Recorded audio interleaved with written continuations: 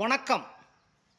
வசந்த சௌந்தரி எனும் தலைப்பில் ஒரு இலக்கிய சாரல் மலை பொழிவதற்காய் நீங்களும் நனையுங்கள். வசந்த சௌந்தரி. செங்கையில் வண்டு கலின் கலின் என்று ஜெயம் ஜெயம் என்றாட, இடை சங்கதம் என்று சிலம்பு புலம்பொடு தண்டை கலந்தாட, பொங்கு கணங்குலை மண்டிய கெண்டை புரண்டு புரண்டாட, மலர் பங்கய மங்கை வசந்த சௌந்தரி பந்து பயின்றாளே. இந்த காலங்களில் சினிமாக்களில் இலக்கியம் கலக்காமல் இல்லை. ஒரு நாயகியை அறிமுகப்படுத்தும் போது கொலுசை காட்டுவார்கள், பின்பு அந்த வளையலை காட்டுவார்கள், இறுதியாய் அந்த கதையின் நாயகியின் முகத்தை காட்டுவார்கள். அந்த பெண்ணின் கதைக்களமான அந்த ஆண்டிபெட்டிக்கு அந்த பெண்ணின் முகத்துக்கும் சம்பந்தமே இல்லாத, அது ஒரு இந்திக்கார பொண்ணாகவோ வடநாட்டு பொண்ணாகவோ இருக்கும். இயற்கையிலேயே 300 ஆண்டுகளுக்கு முன்பாக ஒரு மாபெரும் கவிஞன் ஒரு மலையடிவாரத்து இயற்கை எழில் சூழ்ந்த ஒரு தெருவீதியின் ஓரத்தில் ஒரு அழகான பெண் தனது தோழியுடன் பந்து விளையாடுவதாய் ஒரு காட்சியை வர்ணித்துள்ளான். செங்கையில் வண்டு கலின் கலின் என்று செயம் செயம் என்றாட.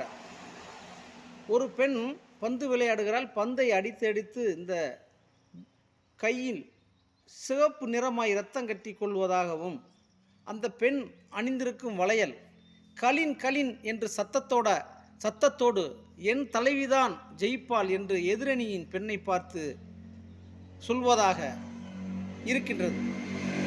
செங்கையில் வண்டு கலின் கலின் என்று செயம் செயம் என்றாட, இடை சங்கதம் என்று சிலம்பு புலம்பொடு தண்டை கலந்தாட. அந்த காலத்தில் தண்டை எனும் ஒரு ஆபரணம் உண்டு. சிலம்பு, கண்ணகி வைத்திருந்த சிலம்பு.